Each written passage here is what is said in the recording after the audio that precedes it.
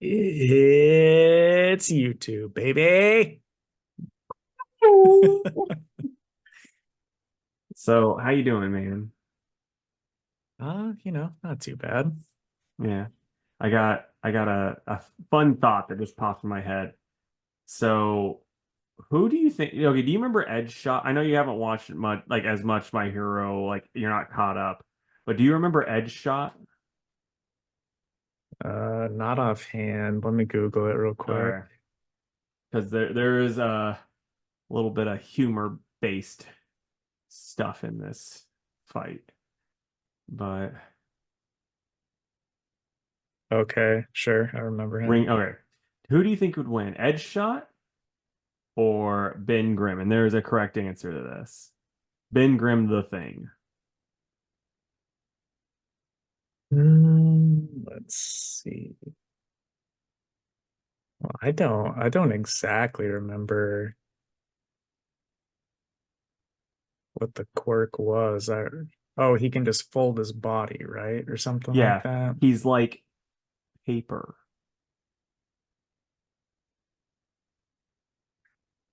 Uh, I don't know. It's like the question that comes to mind is, can he fold up and like go inside of the cracks Oh, on he could. bins? I bet he could get in Ben's crack if he wanted. But I gotta give the Edge shot and give him a nasty paper cut inside his Yeah. crack. Well, and then not just that, but as you know, paper beats rock.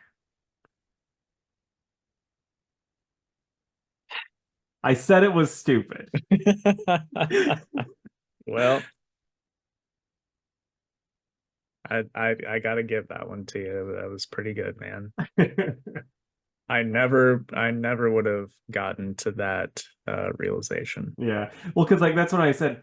He's like paper. I was like, is he gonna get it? Yeah, but dude, I mean, you say shit like that often, and I'm I like, I have know. no Oh, clue what trust he's me, I talking know. about. So, real quick, NBA, what are we thinking about the finals? Oh man, it's just been like because I was like ready to hate it to begin with because I hate both of the teams, and not surprised that I hate it. I don't hear anyone talking about it.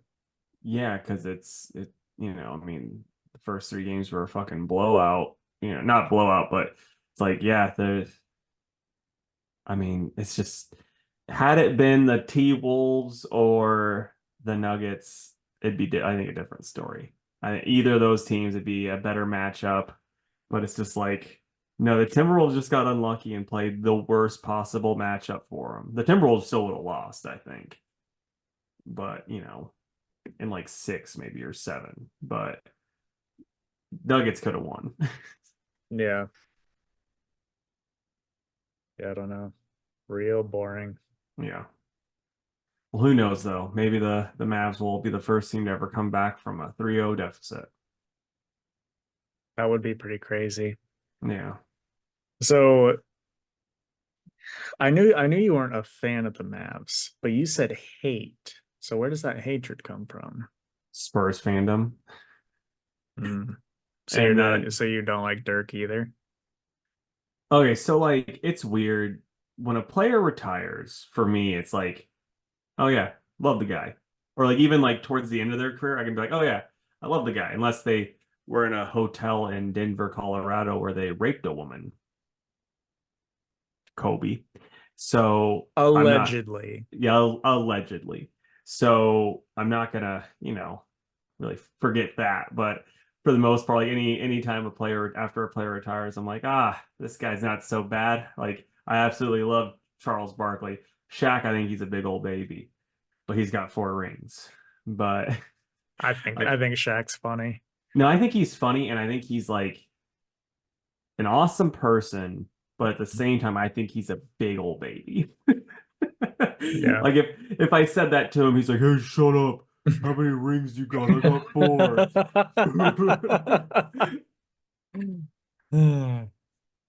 But Yeah. then at the same time, he'd be like, "I got that Papa John's money. I'll pay off your mortgage." Like, I didn't ask, but thank you. So you're and welcome. and the general money and the Yeah. icy hot money. Krispy Kreme money. Don't Like know that one. yeah, he owns like I don't know how many of the franchises. Damn. Like Charles, I saw an interview with Charles because someone asked him like who's more like like who's just gonna do like more commercials, and he's like Shaq, hands down. He's gonna be doing tampon commercials before you know it. I love their banter. Same It's a here. shame we're not going to get it anymore. Yeah, I wouldn't be like because Chuck said he's gonna retire, but he's said that before. So I don't know. I think he's just gonna get his contract, redone and make a lot more money, and somehow they're gonna bring in the inside crew back. If they don't, I wouldn't be too surprised if he retires to Hmm. play a lot more golf. The man loves his golf. Yeah. But it's just like I don't know. I'd be surprised if because he's still I think he's got like 8 years left on his fucking contract. Mm. So they might just be like, no, you gotta talk college hoops for college hoops and hockey. Maybe go on an AEW bit for a little bit. And those what was it? Those big old women down in San Oh, Antonio. dude, did I tell you about that AI art that I saw? No. Okay, so I'm in like San Antonio Spurs groups. I'm gonna send it to you right. I'm sending it to you right now because I saved it after I thought I lost it forever. But someone did because he always talks about the big old women in San Antonio. And he's, then like he had that time where he's like, and I had a churro recently. So like I apologize to him because I'd be big as hell too if I lived there. And so someone said like someone typed in the AI prompt, big old women in San Antonio feeding Chuck churros outside the Alamo. So I'm sending that to you so you can Oh see my that goofy gosh, that shit. is ridiculous. That is so funny. I love the blonde girl behind him that's just like putting it on her Yeah, nose. just straight getting a big old sniff. Yeah, that's hilarious. And that's what AI should be for. Silly pictures. Not taking our gerbs.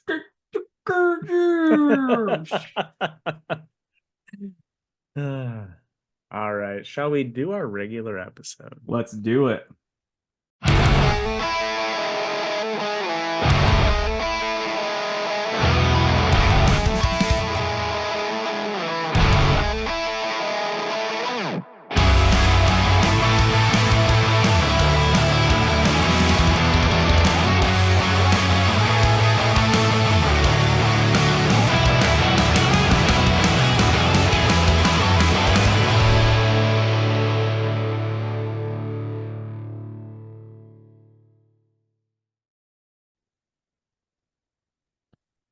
What's up, everybody? It's Casey with Two Worlds Podcast, and with me, as always, it's the Patsy Walker to my She-Hulk.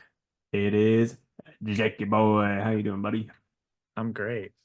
I'm flattered that I'm on the same level as Patsy. Hell yeah, man. I mean, if I had you as the Muscle Mommy She-Hulk, it'd have to be good that we're in a different, Zoom call away because coming for you. Yeah, and it's just not true. I've seen you partake in the Highland Games. Oh, that's true, buddy. I failed miserably too. Nah, no, you did fine. You I, did I I fine. look back at that and I wish I could have done the Kyber toss, but Yeah. like I don't know about that. I don't want to get hurt. That because like I'm not very coordinated, and that just looks like it takes too much coordination. You smoked that one dude on the stone toss, though. Yeah, That was a fun time. yeah, it was. Anyway, before we get started, we do have a YouTube comment. It comes from Gerblaw himself. He says, for the Fantastic Four, which I think was books that changed our mind partway through. Yep. So he says, number one, All-Star Superman. Casey recommended this to me, and I'm not a big Superman fan, so I didn't have any expectations for it, and it is one of the best comics I've ever read. That's like just the norm for most people that read All-Star Superman. Yep. Yep. It's the best. Two, One Star Squadron. You guys talked about it, but I guess I forgot about it. In case he got it for me for my birthday, and I had no idea what it was, and it ended up being brilliant. Going the other way at number three, Peter David's run on Supergirl. I'm a big Peter David guy and was hyped to check it out, and it got weird in a hurry. I didn't finish it. And number four, the Teen Titans book that came out after they canceled Young Justice in Titans. They took characters that I loved from Young Justice and put them in, to put it politely, a very different book. Was Yeah, that the it's Jeff Johns one? yeah, that's the angst heavy one. Yeah. Yeah. Which it's like, I mean, don't get me wrong. They just seem like they're like, ah, we don't want to acknowledge the way Peter David wrote these characters. But they did also see like one of their own get murdered in front of them. So it's like, yeah, it's gonna make the kids grow up a little bit, but still it's like fun to angst edge just doesn't work, you know? Yep. For sure. And no, that's Supergirl. He's told me about that before, and it does sound really weird. Like it sounds like 90s, like late 80s, or and to like the 90s up until the Kara, like Jeff Loeb brought Kara in. Supergirl stuff is just so out there because there was like the one in the Death of Superman Matrix, and then there was the one that looked kind of like the one in the cartoon. And I think that might have been the Peter David one, but then like she got like wings, like like fire wings. Yeah, why not? Yeah. And then there was one that was in Superman Batman that just had black hair and wore a bathing suit. I don't know who she was. Again, 'Cause why not? yeah, yeah. I was just like, because I remember, she just was in one of the issues, like the issues where they're trying to save Batman from Luthor, and she's there, and then I'm just like, who is this? Like, it's Supergirl. Oh, okay. Never saw her again. I think those are the only three I can think of. Can you think of any other of the Supergirls that?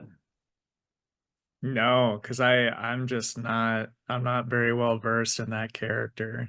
Yeah, and you weren't reading in that like Superman books in that time period. You probably remember Matrix though, right? Since you probably read Death of Superman.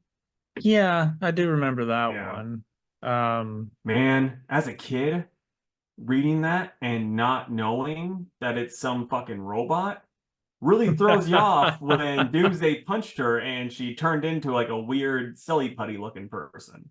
Right. I can imagine.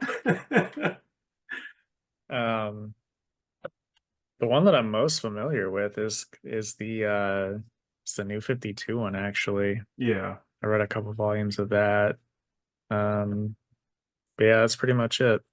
And then she ended up getting a Red Lantern ring, so Yeah. but anyway, Nick appreciated as always. Um, as for the news, Casey, you've got I think twice as many as I do, so you just tell me when you want me to go next. All right, buddy. So I'll start just with the top of my stuff. Sol Rodriguez and Denman? I don't know how you say his name. Has been cast in season 2 of Peacemaker. Sol Rodriguez was in Picard, and Dole was in The Office, and he's like kind of a buddy of James Gunn. It seems like he's been in multiple gun related, things, so it checks out. He wants to work with people he likes, so it makes sense. But I don't think I'd be surprised if either of them have a huge part, since it's not, there wasn't even rumors attached to it. It's just like, they're in this. Right. Booster Gold has got some writers. So we got Danny McBride, Jeff Bradley, and John Garcia are going to be Like writing. actor Danny McBride? Yep. Huh. Actor, comedian slash writer. So maybe he's going to be ending up being Booster too. Who knows? I mean, I know I've seen him in a bunch of stuff, but I really don't know much about like the whole spectrum of his work. So, I mean, the big thing that I don't watch, but or I didn't watch was Eastbound and Down. That was like the big thing that people loved. And then yeah. it's mostly just like stuff with Seth Rogen. That's also out there. So I I mean, I'll admit, I think he's funny most of the time when I see yeah, him and stuff. my one thing is I don't know how much of that is his writing and how much of it is because like I know with Eastbound Down, the people who talk about how a lot of it was improv. So it's like, and like he comes from the Judd Apatow school of filmmaking where it's like, nah, just say what, like he's in that group. So it's like, yeah, just say what you want. So it's like, I wonder how that's gonna work for a Booster Gold TV show. Well, I mean, if he's working with two other writers, they could be Yeah, doing like heavy plot points, and he could be like, well, it'd be funny if this happened or yeah. whatever. So that could I think work. that's gonna 100% just hinge on who they cast as Booster. Yep. He's got to be able to do both. Yeah. All right. So Blade lost its director again. That movie's not happening. I don't think it's gonna happen either. I And mean I'm it might. sorry, Preston. I know you're listening and I know you love Blade more than most characters, but how many times are they going to go through this before it's, canceled? But hey, if it still comes out, if we get a proper release date and or no, let's say we get a trailer, me and Jake will have, let's say, 5 Blade cast episodes where we watch Blade 1, Blade 2, Blade Trinity, and then the other two are the episodes of the TV show. Hell yeah. You know I'm So down. I love the Blade movies. yeah, I mean the I hear the TV show's not very good. So, That would be what am I looking for? Blind reaction, I guess, because yeah. I have not seen that. I think I have a feeling with the Blade stuff, it would be like the horse meme where it's like, kind of realistic, really good realistic horse, and then it's like slowly gets worse, and then it ends with the TV show not being very good at all. Okay, I got some Hasbro news, and then I'll let you hop on for a little bit. But Chris Hemsworth is going to be in the Transformers G.I. Joe movie. And you want to take a guess who the rumor is he's gonna be? Is it It Duke? No, that would make sense. You want to try again? Because it's stupid. Oh, Bumblebee? Ooh, close. Optimus Prime. Why? Because Chris Hemsworth is a name. So let's give him the voice acting job. No, you let the guy that's voiced Optimus for the last 40 years do Dude, Optimus. have you seen how good Garfield and the Mario and Luigi movie did? They did Yeah. great because we got an actor that people love to do the voice of those things. So that's what us at Hasbro are doing. Hear me out. I would rather see Chris Hemsworth as Duke Wouldn't we all? rather than hear him as Optimus. Call me crazy. No, you are 100% right. I mean, I don't get it, but But here's my question. Even though that makes more sense, would you like him as Duke or would you be like, I'm not feeling that? I mean, I think he'd be a good dude. My one problem is, this is a silly problem, but an Australian as a real American hero? Have him be a dreadnought because they're actually Australian, sort of, I think. Dude, people threw a stink when Henry Cavill was Superman. But Yeah, like a British man as Superman? playing an alien? So, I don't know. All right, and then my other bit of Hasbro doing silly stuff. I mean, I don't know if I blame them or Netflix for this, but Netflix and Hasbro are no longer working together on a Power Rangers reboot. Hasbro's gonna shop it around elsewhere. Probably Paramount, because I guess Paramount and them are already working together on their other stuff. But I yeah, mean, isn't that where you can stream the movie that came out a few years ago? probably. I mean, I know, like I said, I know they're doing a lot of different stuff working with them, so it kind of makes sense. So, All right. Okay. The first thing I want to talk about. So I've been reading a book series. It was two books. I talked about it briefly. One was called Empire of the Vampire, and one is called Empire of the Damned. I finished Empire of the Damned over the weekend. Both were 700-page books. Um, and I read about one a month the last 2 months, which is pretty good timing for me. hmm. I really liked them. They were very, very good. I cannot wait for the next one to come out. And I ordered the first book of the other series that his name is Jay Kristoff has written. So anyway, I finished the book and I immediately went to uh, his Instagram to see if I could find any news about when the next book was coming out. Well, it turns out the book two came out in February of this year. So I was like, well, shit, that means I'm not getting book three for quite some time. Yeah. However, when I was on his Instagram, I saw the photo, the promo art for Dark Knights of Steel All Winter, and I was like, no fucking way. So I clicked on it. He's writing that series. That's awesome, dude. I couldn't believe it. I was so Yeah. excited, man. Like I was gonna pick that up anyway because Hmm. it's Deathstroke and Vikings. Like, of course I'm and Dark Knights of Steel. Like, yeah, I'm gonna read it. Yeah. Dude, I'm telling you, this is the guy for this book. Yeah. That's awesome. And I've seen the promo art for it too. Like the interior pages, they look fantastic. My hype is like through the roof for this book. So anyway, I can't wait. That's going to be 6 issues starting in the middle of July, but man, that's going to be like my most anticipated book this summer now. I really, really Yeah. can't wait for it. So anyway, I just had to put that little revelation out there because of how excited I am. Yeah. Well, speaking of new books, Cody Ziegler and I'm gonna say sort of like acquaintance of the show, Ryan Lee, are making a new dark horror comedy comic called Goobers. Starts in September 2024. I'm gonna have to I'm gonna have to read it because just gotta support the bro Ryan Lee, but it should be pretty good. The art looks awesome. So if you like Mountain Heads art, you're gonna want to check this out.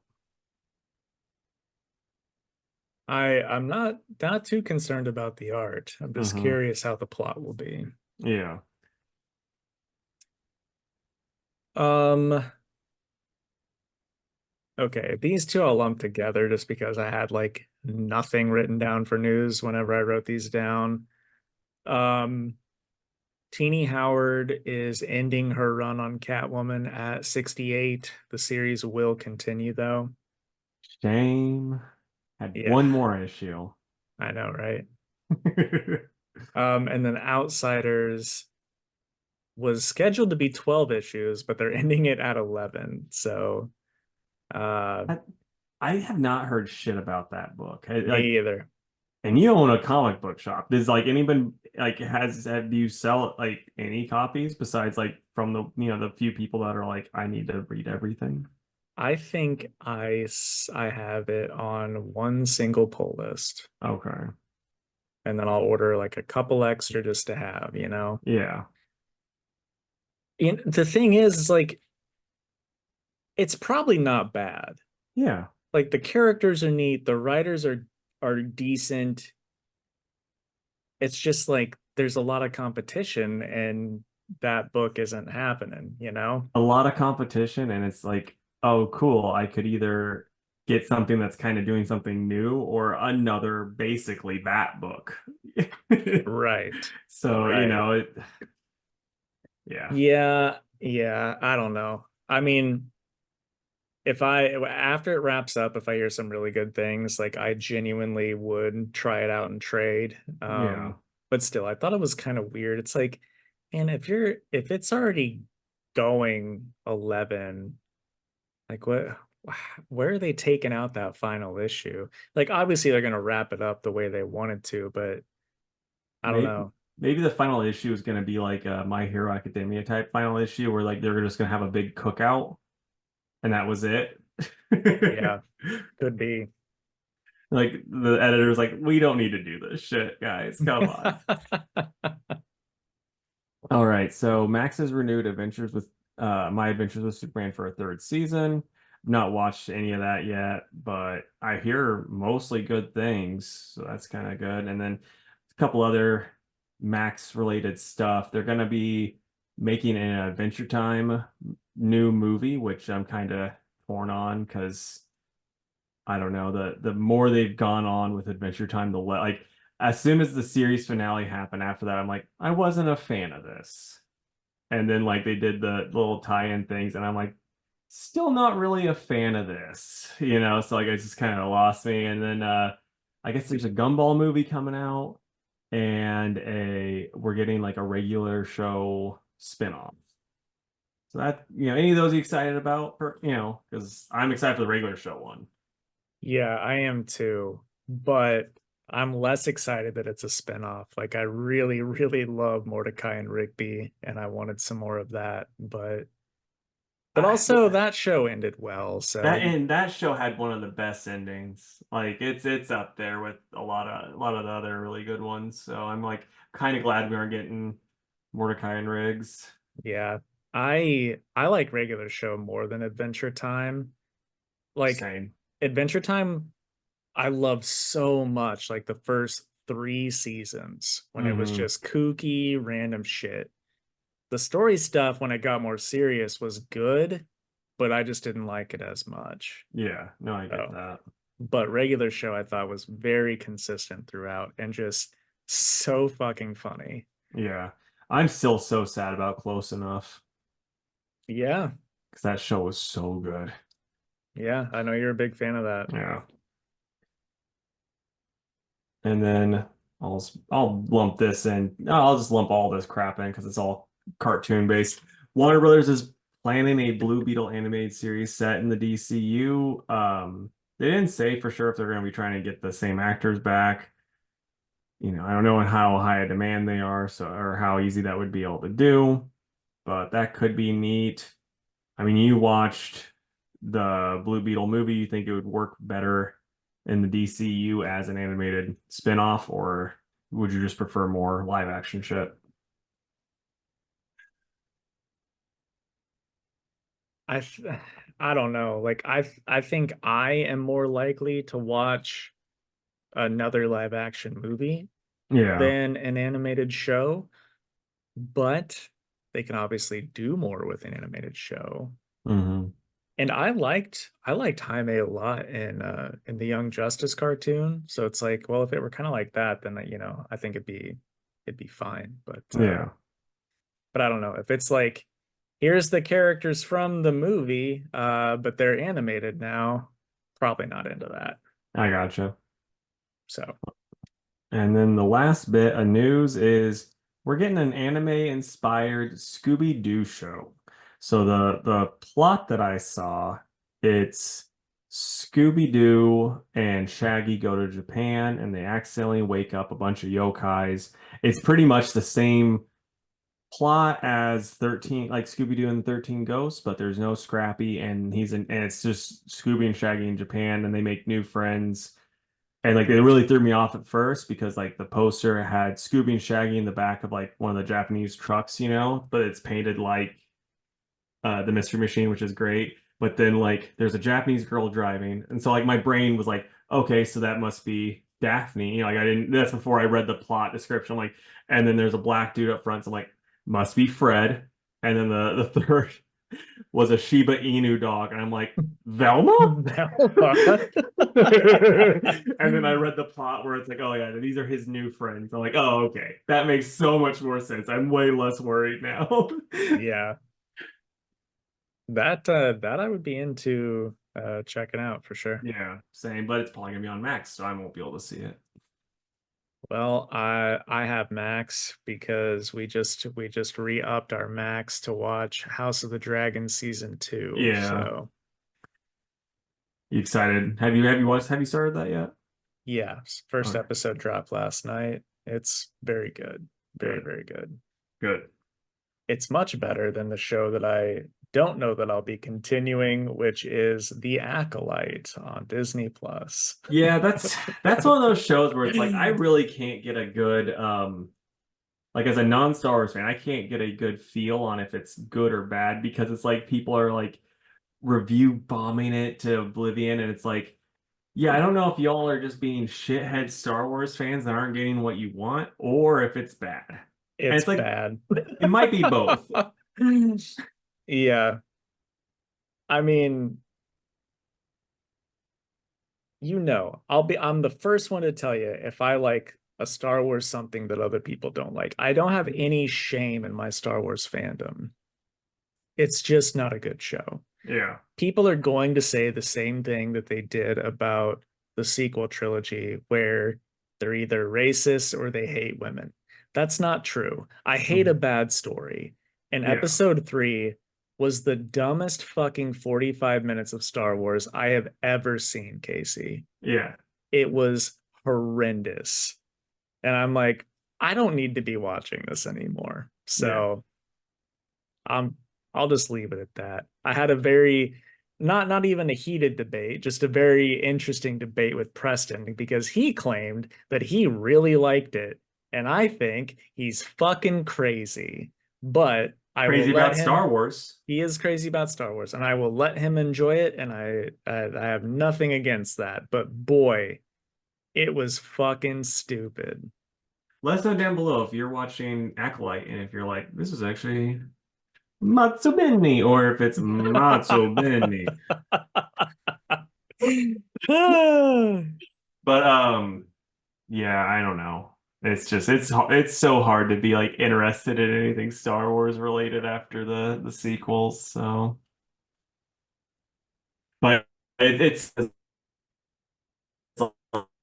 I guess one of the dudes in it was like the actor was like like I heard that he like basically learned English just so he could be in a Star Yes. Wars because he related thing because he just loved it so much, Yes, and and that's just kind of sucks. he is the best character hands down. Yeah, And like the only redeeming quality of it, it's like, man, this guy is cool. yeah, But that's pretty much it. I gotcha. All right. My last bit of news, and it's some sad news, Casey. Joshua Williamson announced that he is going to be stepping away from both Batman and Robin and Green Arrow. Batman and Robin 13 and Green Arrow 17 will be his final issues. Um, he said it's for several reasons. He's like, look, I've been going super hard with so many books the last few years. I'm feeling a little burnout, and also I have young children and I want to spend more time with them. Yeah, I mean, I get it 100%. As soon as he said he's dropping some books, I'm like, yeah, what? Just so he can sleep? Yeah, yeah, exactly. Um, he said that he still had ideas for Batman and Robin and Green Arrow, so maybe he'll come back to him, down the Yeah, road.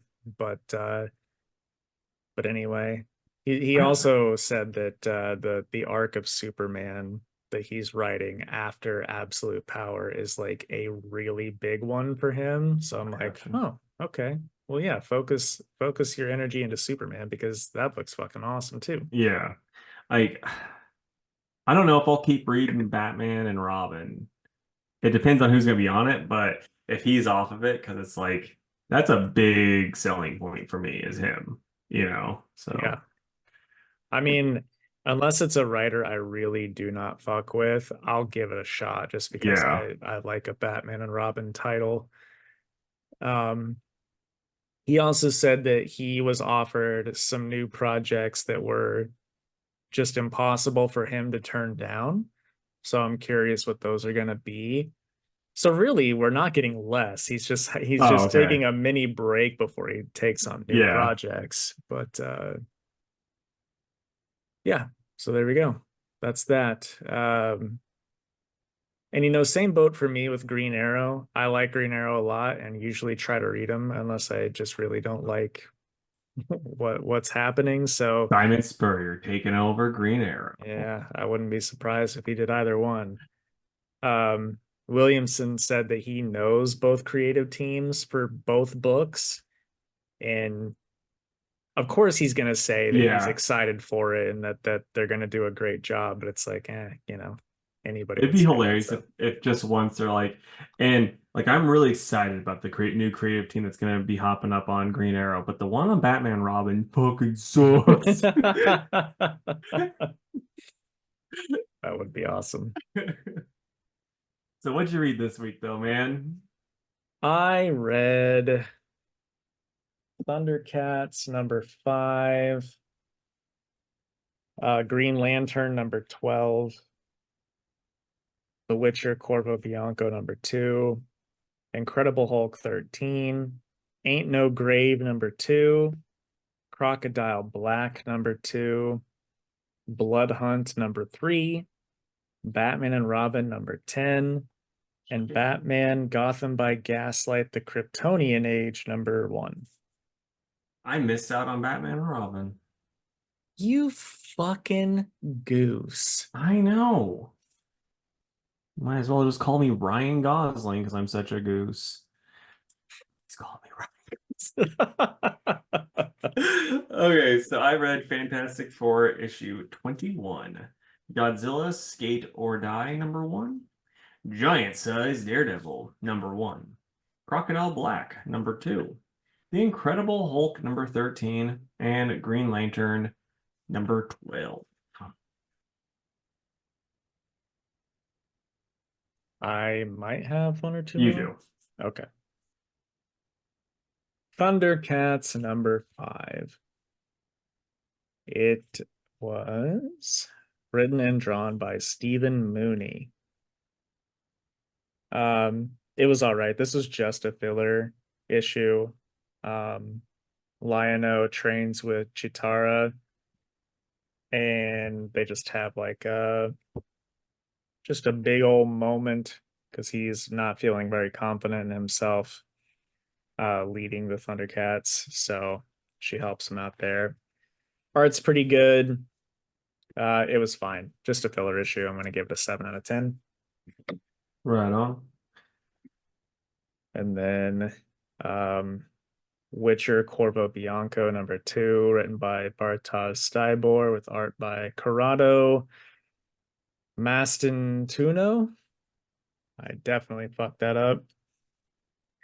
I like this issue quite a bit. It was awesome, but I had a real big problem with the way it started because the first issue ended with some riders riding up to Geralt's winery, with Geralt having his swords drawn and Yennefer up on the table behind him with magic hands ready to cast spells. Second issue does not start there. It's like after that happened. It's like, Yeah, well, what the fuck? right. So we didn't get a fight. We didn't get to see like them talk it out. We're just on to the next plot point. And I was like, man, that's pretty fucking lame, honestly. But whatever. The rest of it was pretty good. I like the side characters and I like the story. So we'll see where it goes. But that opening really did kind of take me out. So I'm going to give it a 7.5. Right on. So, Fantastic Four 21 by Ryan North and Ivan Fioretti. So, um, Reed and dang, I'm blank on her. I can't believe I'm blank on her name now. Alicia are gonna Sue? and Alicia are gonna go to the museum. And like it starts off like kind of like remember like the after school TV shows like where they'll be like explaining something. Like the cartoons will be like explaining something to you to the point where you're like, is this an advertisement for it? They're like, oh, the New York Art Exhibit is having a special thing for blind people so that they can touch the paintings and they can, it's like, okay, you're going way too much detail on this, guys. We don't need that. I'm not gonna go to New York to see this. Mm-hmm. I wouldn't even have to. I could feel it. But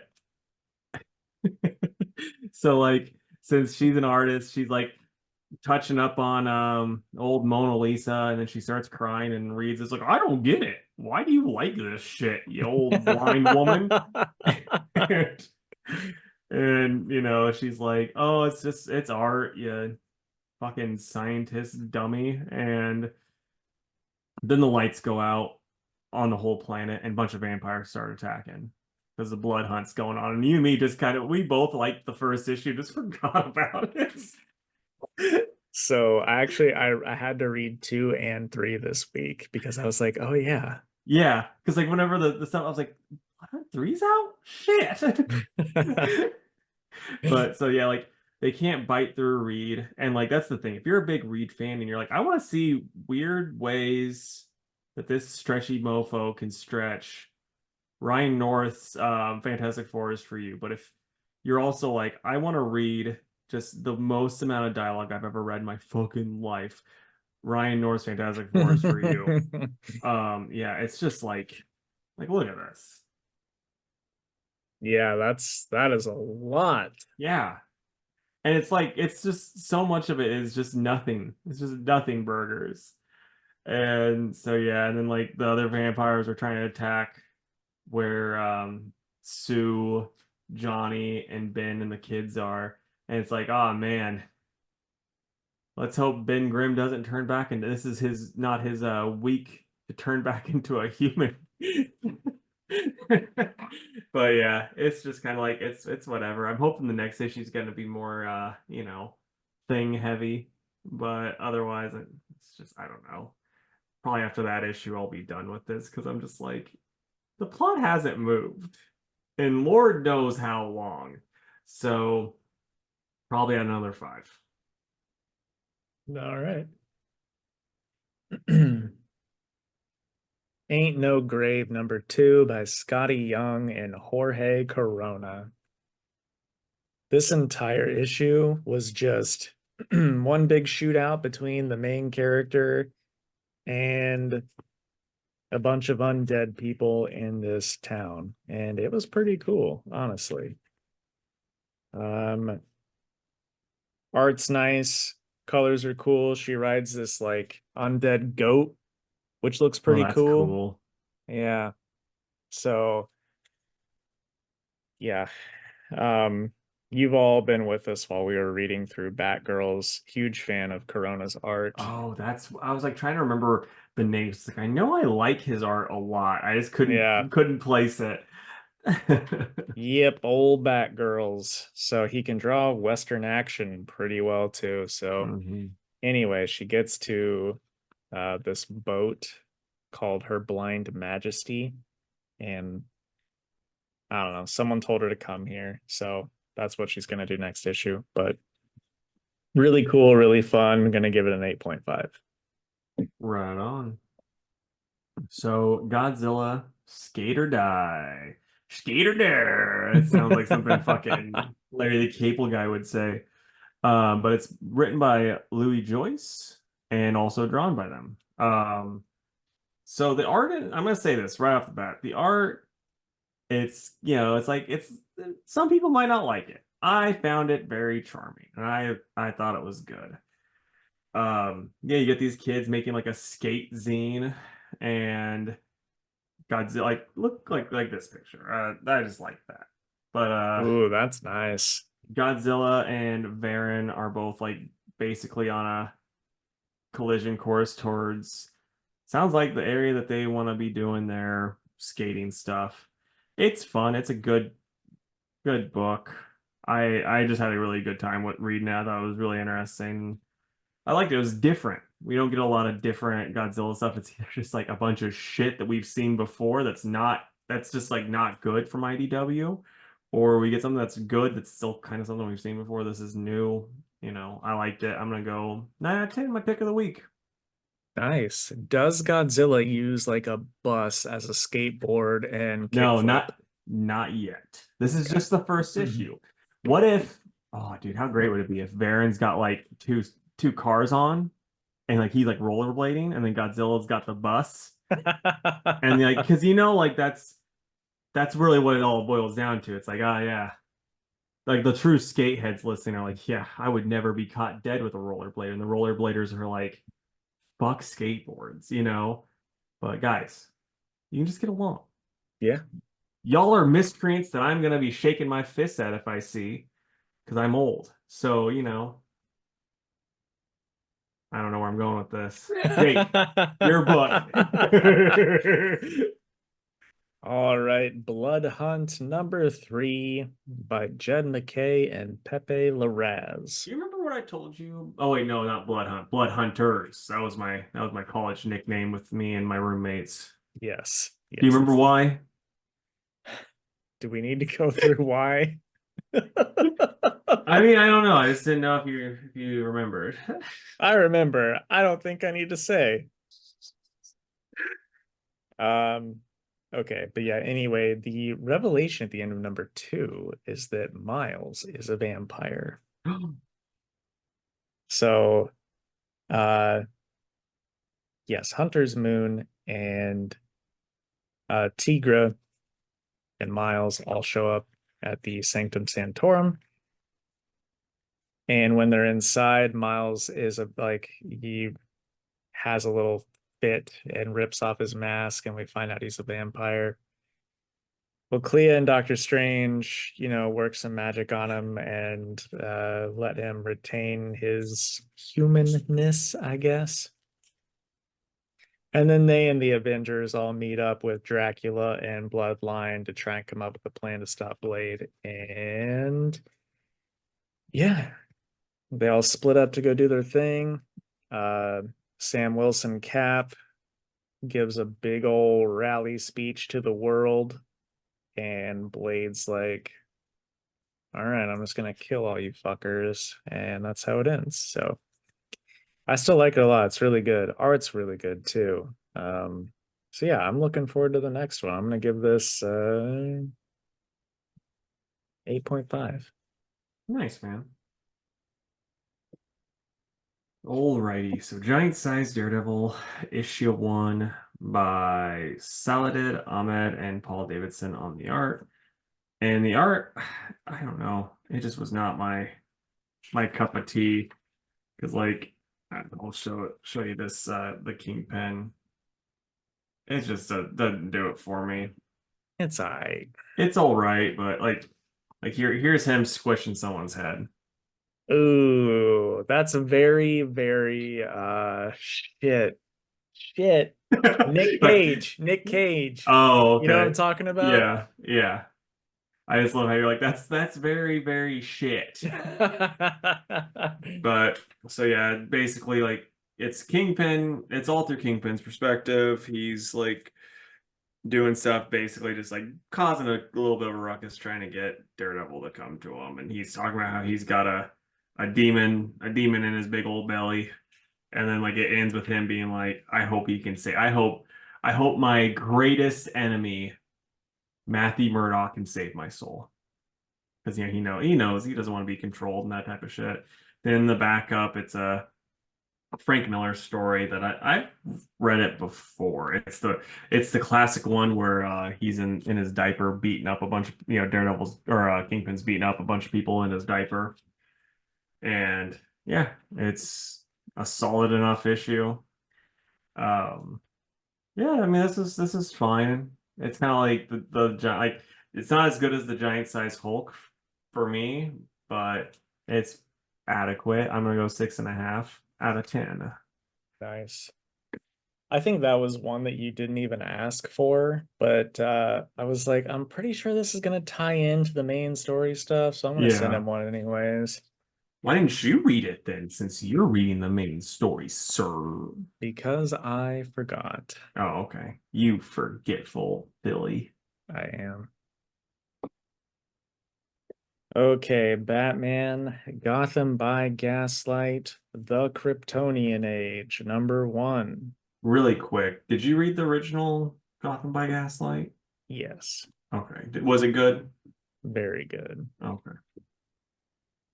It's Batman during Jack the Ripper times with Mike Mignola doing all the interiors. It's fucking awesome. Okay, you won me over. I'm trying to find the fucking creative team. Here we go. Written by Andy Diggle with art by Leandro Fernandez. So it was all right. The art was like really good in times, and then I wasn't a huge fan other times. Catwoman is a big player in this one, so most of it is about her and somebody finds a Kryptonian ring, and then Talia al Ghul and a bunch of assassins show up and fuck up Batman, and it ends there with her standing over him. So I don't know. It was just like it's a lot of talking, and I just kind Yeah, of wanted more to happen. So I gotcha. I'll probably check out the second one, and then if I'm not feeling that one, I'll drop it. But yeah, I'm gonna go with the 6 out of 10. Would you still like, let's just say you drop it, would you pick up the trade since you do own a comic book shop and gonna get one in no matter Uh, probably? yeah, probably, because I am interested how it's gonna end. Yeah. Okay, so I'm just on our Mutuis now. Oh, okay. Batman and Robin number 10. It's written by Joshua Williamson with art by Nicholas Esmezija and Simone DeMeo. I won't spoil too much because I know Casey wants to read this, but it's the final showdown with Man-Bat. And then there's a very interesting revelation with both Flatline and some stuff that was going down um, during that Robin solo book that Williamson was writing. So, oh, and one other character that I'm not going to spoil, but Is somebody that you're not expecting shows up on the last page. is Flatline pregnant? No. Oh, okay. You're like some crazy revelations. She's like, I'm expecting. No, nothing like that. Okay. Um, it was really, really good though. I liked it. I No, it's not my pick of the week, but it's very close. I'm gonna give it a 9 out of 10. Right on, man. What order do you want to do the old Moochie Boochies? The way they're sitting, I've got Crocodile, Hulk, Green Lantern. 3 for 3, buddy. Let's do it. So, Crocodile Black by Philip Kennedy Johnson and Solm on the art. Uh, I dig the art a lot. I like the story's kind of odd, like trying to see where things are going, but I'm enjoying it. What do you think? Yeah, it's fucking bonkers, but the art's really good, Mm-hmm. and I'm very interested in where this goes. Like, this is just a kid getting caught up in shit he has no business being caught up in, but also he's pretty fucked up and off of his meds. So, Yeah. we'll see where it goes, but I think it's really good. Yeah. No, I mean it's really interesting. We got this kid living with a dead guy now. And he's just like not taking the boots off. He's in his tidy whities and just in the dead guy's boots. And then he later on puts on pants and then he goes to a bar. And then he's like, yeah, I served in Iraq. It's like, buddy, you were probably, I mean, don't get me wrong. We were there for like 50 years, but you were probably not even born when we first went over there. And, then like he ended up beating the shit out of this guy with a chair. And then he gets basically brought in. The only downside with this book for me is like, they didn't feel like the regular size comic book. What'd you think? Like, it just felt like it was over super quick. I think it just reads quick. I Yeah. definitely, I definitely think it felt like a normal book. It was just a page turner for me. Yeah. But Yeah, I don't know. We'll see how it goes. He's getting wrapped up into like some pretty serious crime. It almost Hmm. sounds like some gang is bringing him in to like kill somebody, all because he's telling people he's this dead guy Leo. Yeah. So I don't know what to expect, like how it's gonna end, how he's gonna get out of this. I have no fucking clue. What the fuck the boots are doing? He's new boot goofing, that's for sure. Yeah. But yeah, So I'm probably at an 8.5. yeah, I think I'm there too. Good stuff. Which brings us to The Incredible Hulk, number 13, also by Philip Kennedy Johnson, with art by Nick Klein. Um, I enjoyed Hulk's little trip through hell here.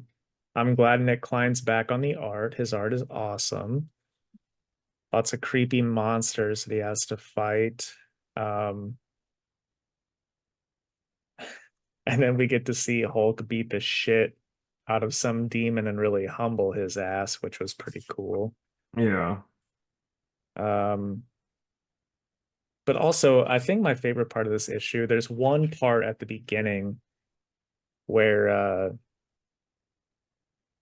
Banner's like, yeah, you can hate me or kill me or whatever, but you were supposed to protect Charlie and you didn't, you giant fuck up. So we have to fix that before you can do anything. And Hulk was kind of like, oh, he's right. Yeah. But I liked that. I like that part. So Yeah. um, I don't know. I thought it was a good book. Yeah. No, I mean it's good. It's just I mean, it's just kind of like my same problem I have with this series is the problem I've had with it since the start. It's just kind of like, even though, I mean, I read all 50 issues, so I can complain about it. It's just kind of like, oh yeah, all of the progress that Hulk and Banner had are out the window from that book, from Immortal Hulk. It's just like, ah, we're starting back at square one. Hulk hates me and I hate him. Well, it's like, okay. But other than that, it's good. It's just kind of like, come on. I read all 50 issues. Just give us some continuity, guys. Come on. Hell no. I'm gonna give it an 8. I liked it. Yeah, I'm probably at a 7, but the art's good. And then to finish up, we got Green Lantern issue 12 by Jeremy Adams and Zermanico on the art. Art is super good. Especially that cover. Oh yeah. Zermanico's cover is insane. Yeah. If anybody wants to look at the screen, it's that.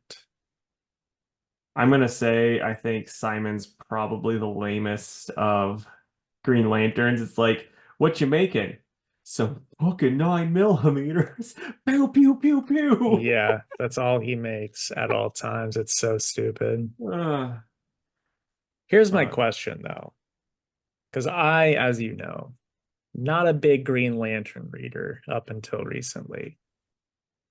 Has Carol always been the Star Sapphire? as far as I know, yeah. But so like Jeff Johns run when he was like we're gonna do the emotional spectrum. It's like, do you know what emotions are? He's like, no idea. But he made Star Sapphire's Love, and then they were like an actual Lantern Corps. But from the early Silver Age stuff that I've not read, she was. And there might have been other ones too, but because like I remember seeing covers and stuff where it was like she'd get mad. It was like the classic, like it was very similar like the old Superman covers were like the brunette's getting upset about something, but this time she gets a power. Like that was basically how like the old Green Lantern covers looked. So I'm assuming it's very similar. Yeah. Yeah, as far as the story goes, I thought it was awesome. I like this book. Yeah. It was nice to see because I had to read issue 11 right before I read this because I hadn't read that yet.